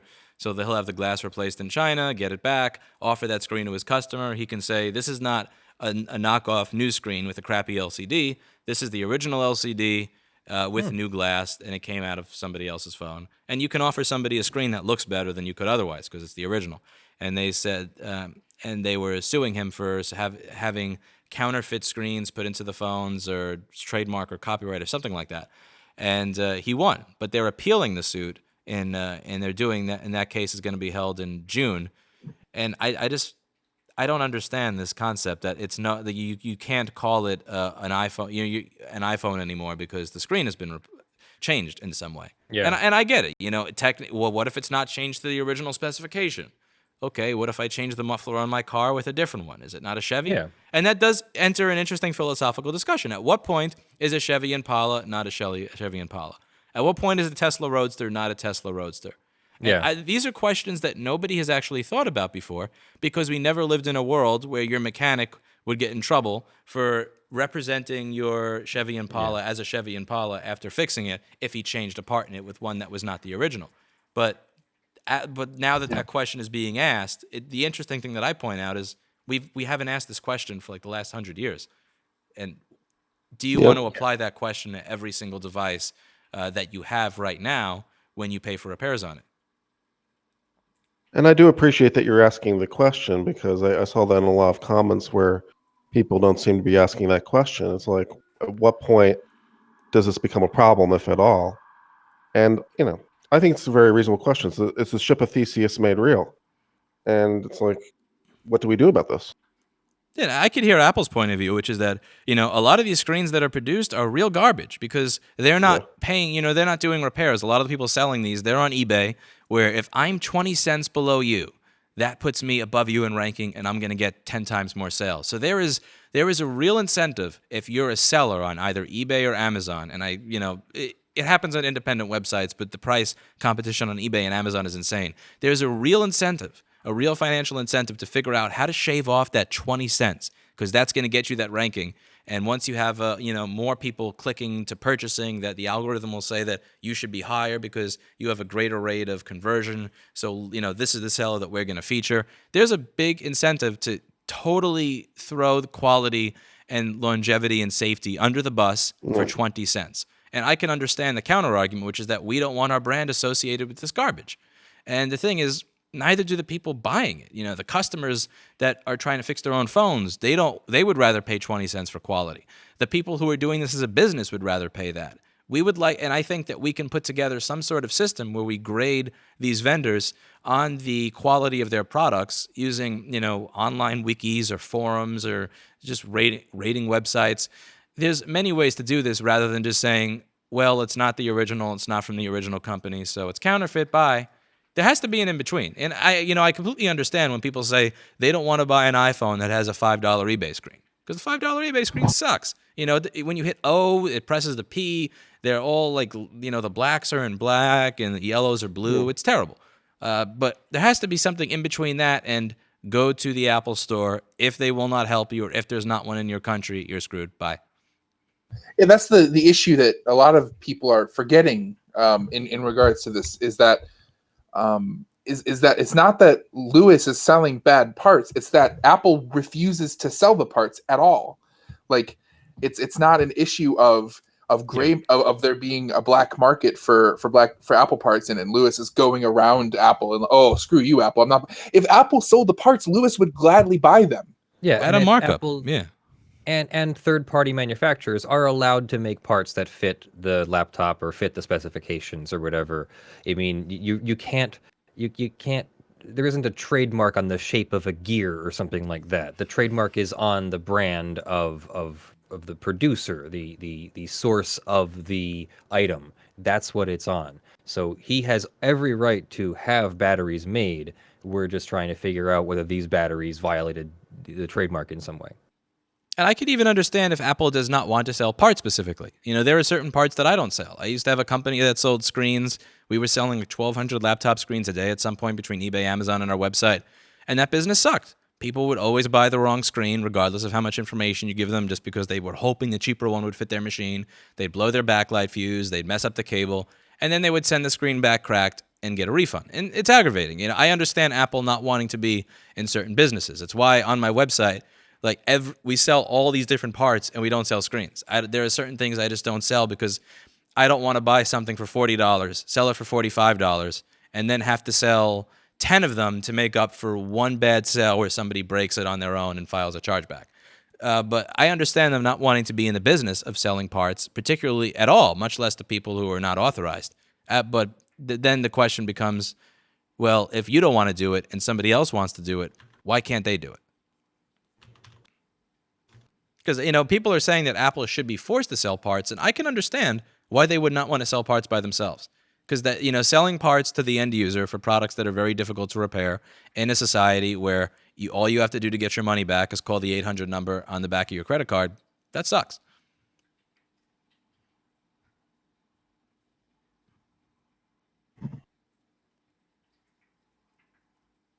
I have posted a link to your Discord in my Twitch chat. Your Discord is much better organized than mine. You can thank our community manager, Brandon, and our other moderators and community participants who help keep it clean like that. Thank you, Brandon. Yeah, I almost never have time to log into mine, so it's a...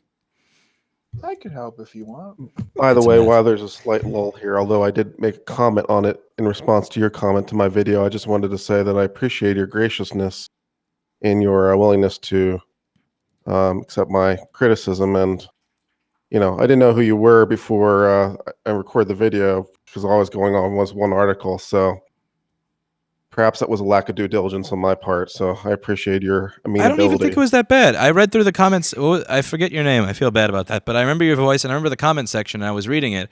And this is what I was saying about, trying to end oppression versus reverse oppression and how you have to be careful there. I don't like some of the things that Apple's done. But then I would read those comments and I was thinking, okay, he's brought up some actually interesting points. And I saw that the video almost had more thumbs down than thumbs up. Every comment was terrible.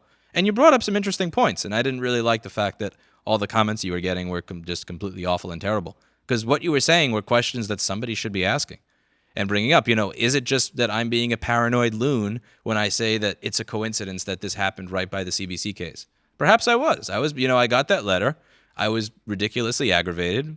And I was just coming off of the increase in business from the CBC case and all the comments coming from that. So you asked good questions, and I felt bad that the comment section. Well, I probably could have done it better, and I thought you lowered the temperature, which was very gracious of you, and I appreciate that. So I just wanted to say that. Yeah, I hope. Thank you, and I hope you continue to express your opinions, and regardless of what YouTube comment sections are. Mine is not exactly pretty either. Well, the comments were interesting for many levels because again, it was like there was a whole bunch of lack of nuance things, which is like why I was happy to hear some of the stuff you're saying because it reflects a very thought out, nuanced posture, which I like. So that was frustrating. And then there was like some people that are like, "Don't listen to this Apple fanboy," and I'm like, I'm not really an Apple fanboy. Do you even know if the guy owns Apple products? I mean, there's no way. Yeah. Yeah, Yeah, and Black there's Link also the just fact likes that 90% of the YouTube comments that you hate are probably from 12-year-olds. Yeah, that's true. You have to remember that. It's not like completely an adult Yeah. forum. Yeah, don't go to YouTube comments for validation. I just have to say, general life rule. If you need validation, please just turn off comments on YouTube. Me and Leonard and Tactical often have a good laugh over the comments that we get on the channel. It's just like they're so ridiculous sometimes. It's great. It's like, oh, look at what this guy said. Delete. Like, At least Leonard has gotten to the point where he's like, well, I know this answer is gonna make everyone really unhappy, so I'm just gonna tell you in advance. This is not the answer you want to hear. yeah, like the more we finally recent reached that point. I know my audience well enough now. the more recent fair use stuff we've gone over, you say right at the beginning, you're like, you guys are gonna hate me. Sorry, just giving you the truth. And then sometimes like we'll put up something that wasn't expected to be as controversial, and the first few comments will come in, and I'll be like, okay, we're not going back to that. Just let it go. Walk away. Yeah, there are definitely some videos where I'm like, I can't look at any of the comments because then I'll look at all of the comments and I'm like, I have stuff to do and I don't want to like sit there and reply to everybody. Yeah. Yeah, I try to keep a clean comment section. All the stuff that looks like crap without an argument, I just usually wind up deleting.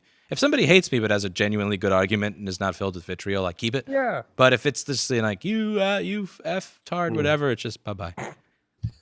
Leonard, I did want to make you aware of this. There are 2,400 people on Lewis's stream. Excellent. And you are now a cat in their head. Just so you know, everybody thinks that you are now a cat. Yep, I see. I did see the cat. Obviously, Very cute cat. It's an angry kitty like the cat. cat. That's Blackberry when she was younger, but mad at me. But I didn't. I should have set up like dual camera and all that, but it's Sunday morning. Yeah, you're okay. Next time. Sunday. Yeah, a lot of people think that you're the cat. I am scrolling and I see that. Yeah, and many people are like, "Oh, your camera's frozen." I'm like, "It's a picture. It's not a camera." I admit I was one of the people who thought it was frozen for a moment, only because I watched the live stream the other day when you were petting your cat, and so I kind of was like, "Oh, he's just gonna do the same thing." And then when I saw it was frozen, I was like, "Oh, hey, Lewis, your stream's frozen." Except that it was frozen for so long and nobody was talking about it. I was like, I'm just gonna hold my tongue for a moment. Everybody in chat, it did not hold their tongue. Immediately typing, Lewis, your camera's frozen. Be careful. You have to fix it." It's like, no, it's not. It's a picture. I don't have a camera. I left the stand of my camera at work, so I have no place to put it. All right. Well, do we have anything more to talk about? Do we want to hang out and chat about this, or do we want to? I was gonna go through the super chat that I have to see if I had any questions that were directed at you. Let's see. Not on the regular one.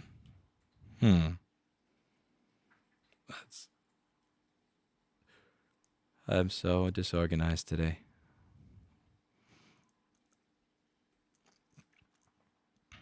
And you still have to go into work too, eh? Oh yeah, I'm riding my bike to work right after this to go through the queue. So you have to create one. Can an ox and a red cat still walk together? What? Wait, is someone like paid there's a to whole send that? Aesop's fable behind that. Can an ox and a red cat still walk together, or have we all been reduced to an oxide-free culture? Oxide-free. Is there a joke in there? Somebody said, I remember some ICE representative said to Motherboard that your batteries were analyzed and concluded to be counterfeit. What do you think about that? And I typed a response to that. So what they said is, A CBP spokesperson told Motherboard in an email, CBP officers and trade specialists detained the shipment and submitted samples to CBP's Consumer Products and Mass Merchandising Centers for Excellence and Expertise. By the way, anytime the acronym of a name of a government, you can kind of tell how effective or intelligent a government agency is, inversely proportional to how long the acronym for it is. Consumer Products and Mass Merchandising Centers for Excellence and Expertise. Yep, That's a long follows one. that rule. The agency's trade experts determined the batteries to be counterfeit. Well, what is their definition of analyze and what is their definition of counterfeit? Like, is their definition of analyze, we saw a logo scratched off and it was going to an unauthorized person? Or is it, we opened it up and measured the cells and checked their chemical composition in contrast to the original? That's kind of what I'm really interested in. It sounds like a cookie cutter. Yeah. It sounds like Plus- a canned response. Plus their My bet is definition of the counterfeit. visual one. It's don't actually know 2-second visual guess. Because I'm what interested exactly in their knowing, like, definition of if the counterfeit is. yeah, I want to know, like, was it a because if the battery chemical, again, I don't think that they have the time or the care to put the burden, because if you have the power to seize them, regardless of what I think, I don't think that they're going to put the effort in to see are the cells of a different chemical composition or something than the original. Yeah. It takes time to test batteries. It sounds like they wouldn't take the time to test them. No. But Lewis, I at what am point interested. I'm sorry, what was your question? You said at what point do you own up? You just like they're saying, oh, it's not an iPhone anymore. You're like, yeah, no, it's not an iPhone. It's a Rossmann phone. Come buy one. Like, at what point do you become so famous that getting your phone fixed by Rossmann is like a brand in itself? You Let's know? do it. I've had people actually ask me to keep, like, there was this one guy who was sitting with me while I was doing a repair, and I said, I think I can make this jumper shorter. And he said, no, I like the long jumper wire on my board. I consider it an autograph. So definitely jumper wires. I've had people take pictures of open their computers after we fixed them, take pictures of the jumper wires and put them on Instagram. I thought that was really cool. I feel like Lewis Rossmann fixed my computer. Yeah, exactly. I got the famous That's Louis awesome. Rossmann fixing my computer.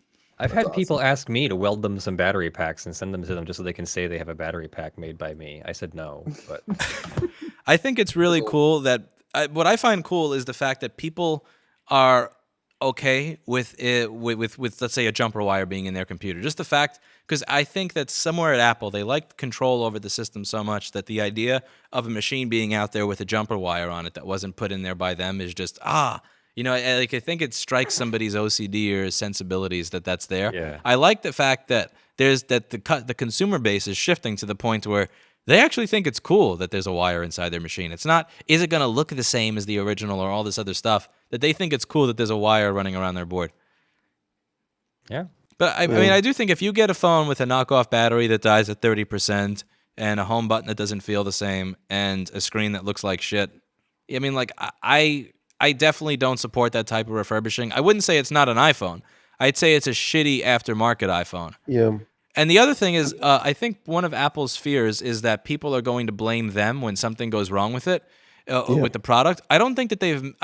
it's weird that a company that has created this amazing retail environment can be so out of touch with the customer experience, how customers respond to experiences at the same time. I have just had people show up, and I remember installing LibreOffice for this kind person on a weekend one time, and saying, look, you don't have to pay for the Word license. She had lost her Word license. And I said, look, you don't need to pay for a typewriter in 2016.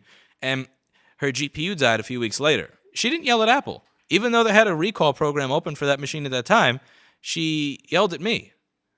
She came back and she said, ever since you did X, now it's been randomly crashing. And it was a 2011 15-inch with a bad GPU. On Apple's own website, their website will tell you, mea culpa, some of these models may experience GPU failures. We are replacing the boards for free until December of this year. And she still blamed me for it. So when people get something off of eBay and it works like crap, I think they're more inclined to say, I got this thing off of eBay, they put a knockoff whatever in it than actually blaming Apple. Or if a repair person fixes something and it dies, they're not going to blame Apple. They're going to blame the jackass repair person. Because they blame... No, that's true. That's true if that's what their last point of contact is, surely. But, one of Apple's concerns is, or might be, that these products are being resold, and now you have a phone that looks like an iPhone, but it's not. And Yeah. so that might, people are loath to blame themselves, right? So they're going to find some point of friction. And since outrage tends to spread more than good things do, the 0.1% of people who are going to scream the loudest might hurt Apple's brand, and that's an Apple consideration. But by the same token, I think that people should have the right to repair their stuff. So there's points of tension here, and it's an interesting exploration. Well, I think if you play out some of those scenarios, some of them really aren't that different from scenarios we already know, like the car analogy. If I bought a phone that had been repaired by Lewis, or a tablet or a laptop or whatever that had been repaired by Lewis, and it failed, and I didn't realize that it had been repaired by Lewis, and I go to Apple, and Apple opens it and sees a jumper wire, or sees something resoldered, or sees some leftover flux or something, and realizes that it was repaired by some unauthorized repair center. I mean, that's something that car repair people do, that mechanics do every day. You open your car and your engine's blown up or something, and they tell you, oh yeah, sorry, the used car you bought wasn't in as great shape as you thought it was. Like, Yeah, and I you think should have the same gotten way it that from a better retailer, or whatever. I also realize the same way that I'm aggravated with having 10 or 15 people come into the store every day saying, Apple told me this and Apple told me that. I'm sure that there are people that work for the Genius Bar, for the actual refurbishers at Apple, for the higher ups at Apple that have customers come in every single day saying, this iPhone works like crap. And they open it up and there's flux in the board, and they can see that somebody who has never soldered a BGA in their life has tried to like duct tape a LED driver to the board or something. And I'm sure that they have the same feeling I do, except in the opposite spectrum of, we're sick and tired of these idiots that think they know how to work on our products, screwing them up and making us look bad. I'm tired of people coming to our store angry because of shit that these people have done. Screw it. Shut it down, regardless of what you have to do. I don't care. Stop them from doing this. I'm sure that there is somebody at an Apple store somewhere, if not multiple people, that have had that experience. Like, we're sick and tired of these iFix and repair and you break iFix and all these franchise chains that hire inexperienced people and pay them like shit. We're tired of these people who don't know how to work on our products destroying them. Yeah. Like, I'm tired of it. I don't care if Customs is seizing their stuff. I don't care if they go out of business. I don't care if the customer doesn't have another option. They're better off buying a new one than having it taken to one of these dumbasses. I'm sure that we could have a conversation about this.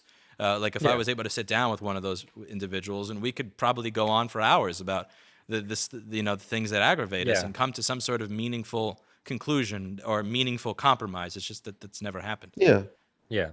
And as you point out, somewhere in there's there, a lot of shitty repair services out there, a lot of people using crap, and a lot of people who make you the repair industry look bad. And you're doing all this good work and using top quality components, and you care. And then there's all these other people who are doing third rate work, who are in some sense making the industry look bad. And that's not your fault either. And it's like, so the frustration gets spread all around. I mean, you have to point out the bad actors in your own industry. Yeah. You have to point out the people that suck, or that are doing a bad job, or that are screwing things up. You can't just say everybody in our industry should be able to do X without saying, yeah, but also these people that do this, that's disgusting. Or, if somebody says, oh, I reflow graphics chips because I can make some money at it, even though I know that they're going to fail in 60 days and I offer a 30-day warranty, you can't just turn a blind eye to that. You have to be willing to say, even if it draws negative attention to you within your community, you're screwing your customers. You shouldn't do that. If you keep doing that, you should go out of business, and I hope you do. Because saying that is going to create animosity within your business. But at the same time, if you're not willing to do that, then do you really have the right to advocate for the industry or to advocate for better conditions? And there are a lot of people that care. Like, Jessa Jones cares, Michael Oberdick cares, Mark Schaefer cares, Chris Long cares. But there are a lot of other people that'll just turn a blind eye to people in their own industry, their own group, their own friends that know that they're doing something they shouldn't be doing just because they can make an extra buck at it. And I could see the frustration there.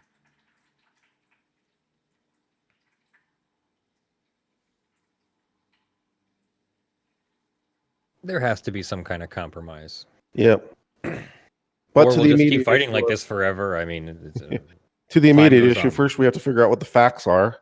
yeah. 'Cause that's question one. What exactly is the Question fact one is the pattern? facts. And then from there, we could try to figure out what the law is. So, a lot of steps to go through, but have a yeah, lot of it steps should be an to go interesting through. exploration. Yeah. So that's going to be interesting, and we'll know more a little bit later this week.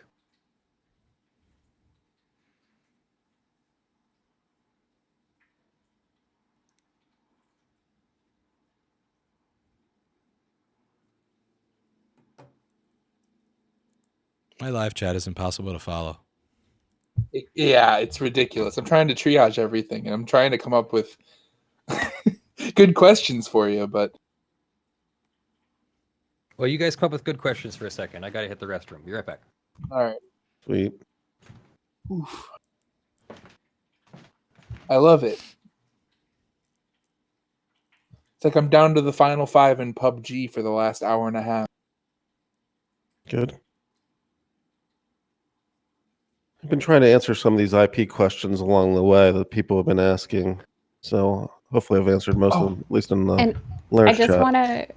I just wanna pimp out Leonard's Lexmark video. So when you have Impression Products v. Lexmark, that was a Supreme Court decision that I helped do some of the research for because it was somebody donated money in order to have that story made.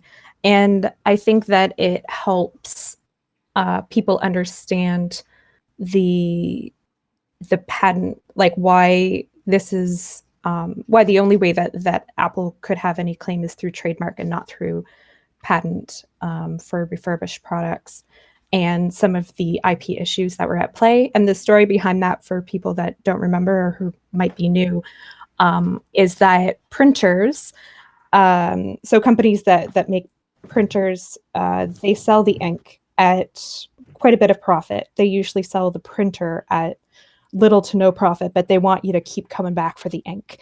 And so they get really frustrated at people who refurbish and refill ink cartridges with ink and sell them at a discount. And so companies like Lexmark went after these refurbishers that were selling these refilled ink cartridges because they're undercutting the bottom line and the business model of, lose a little bit on the printer but make it all back with the ink sales. And that IP battle went all the way to the Supreme Court. So I want to pimp out that video a little bit for people who are interested in refurbished products and even importing refurbished products from other countries. Like, that Supreme Court decision covered quite a bit of it. Yeah, but while we have 2,600 people watching between my two channels, how do people find everybody that is in this chat right now? So how do we find all of you? If anybody wants to follow any one of your own specific channels, blogs, or what it is that you're doing. Well, Lawful Masses at Leonard French is our YouTube channel. You can search for that in the bar at the top. That's Leonard's channel. We all help out with that. I'm the community. We're currently live on twitch.tv/lawfulmasses as well. Yep. I don't pimp myself out on Leonard's streams, but I am on the Discord. We have posted a link. I think I'm talking to one of your admins. They're posting a link as well in the information area. And Tactical. Man, we lost you. Darn. Yeah, you cut off, so you said my name and got my attention and then disappeared. Leonard has shot you for self-promotion on his live stream. Understand. And we almost, Leonard, I'm not sure if you were even aware that this was a thing that was happening for a long time, but every time you used to leave the stream every so often to go to the bathroom or to get the dogs or whatever. Yeah. And I would do a little segment behind your back called Radio Brandon. And I would kind of talk really, really like ASMR into my microphone. I'm like, hello, everybody. Welcome to Radio Brandon. And I just got a request for it as you went to the bathroom. But unfortunately, there was a conversation going on, so I couldn't do it today. Also, talking about dogs, there's been a lack of dogs in the stream today.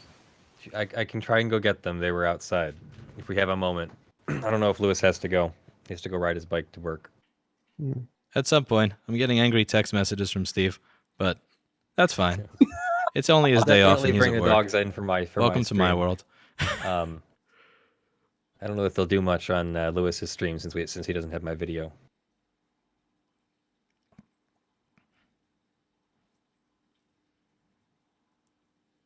Should I do that now? Go for it. All right. Yeah, go grab the doggos. Dogs.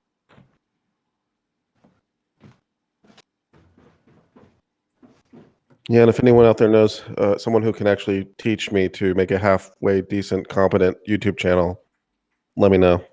I'm working on it. Hello. I don't even have a banner for mine yet. Oh God, I was gonna say, Brandon, you need to read the people who donated and subscribed, yes. but Yes. we should probably wait until after the. Oh, till Luke we're is not gone. on.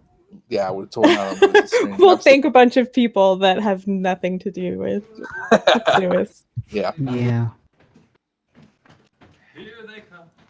Hello, everybody. Welcome to Radio Brandon. We got some dogs incoming over here. So Okay, and camera. it occurred to me that Leonard probably didn't even know that was a thing. All right, here's Nico, and Ilsa will come as soon as she realizes that. Yep, here she comes. If you go to, if you go to Leonard's page, you'll be able to see a doggy. Yeah. Two doggos. You can only see a cat on Lewis's, so clearly the Yeah. superior stream is over on Twitch. And this is an animated dog. He's moving. And Nico, the golden retriever, is so beautiful. He has crimps in his ear hair that look like they're professionally done or something. Leonard assures me that he doesn't style his dog's hair every day. Do not, I promise. Swear. But it does look like it. I mean, Nico slept with me a whole bunch of times, and I can attest to the fact that he literally rolls out of bed like that. Like, that's it. I can attest to that too. Nico is also a great spooning body. Okay, buddy. Oh, Yeah, mouth he's a sounds good into the boy. microphone. Love it. Yeah, dog mouth sounds are okay. He's my good boy. Yeah, I will say, as someone that doesn't like human mouth sounds too much, animal sounds are just fine. It's the same thing with snoring. Like people snoring, I'll get irritated at, but animals snoring, no, that's just cute. You grunting for us? Aww. The dogs are a very important part of our streams, Lewis. Yes. I mean, that's like the only reason we're here, to see the dogs. Yeah, basically. Joking. Yeah, he's a pretty good boy. We love him very much. And Ilsa. Ilsa's just waiting for more treats. You want a treat, Ilsa? Come on, one more time. For those of you that missed, those of you that missed things on the stream, just tuning in, I'm sure this is going to be posted on your channel as a video, right, Lou? Yeah. So this will eventually be a video on the main channel. Yeah, and then we're gonna probably cut it up and post it on our channel as well, Leonard? Yeah, Is as that... opposed to just releasing it as in its unedited form, we probably will edit some things out, long pauses and things like that. Yeah, by all means, go for it. I forgot to record a copy of this, but I'm sure you guys probably did or can download it. I have a high quality copy. We can make that available to you. Yeah. All right. Anyone have anything else, or are we going to close it, or what are we doing? I think that's about it. I've answered most of what I could from my chat, and thanks for taking the time to do this. I really appreciate it. And above all, thanks for taking the time to take the case. That's yeah. Thank you for having faith in me for that. Oh, definitely. All right, so I will see you all later. Time to ride a bike to work before we open. I have 12 minutes to get there. All right, bye-bye. Have a nice day. You too. And Leonard, I have a few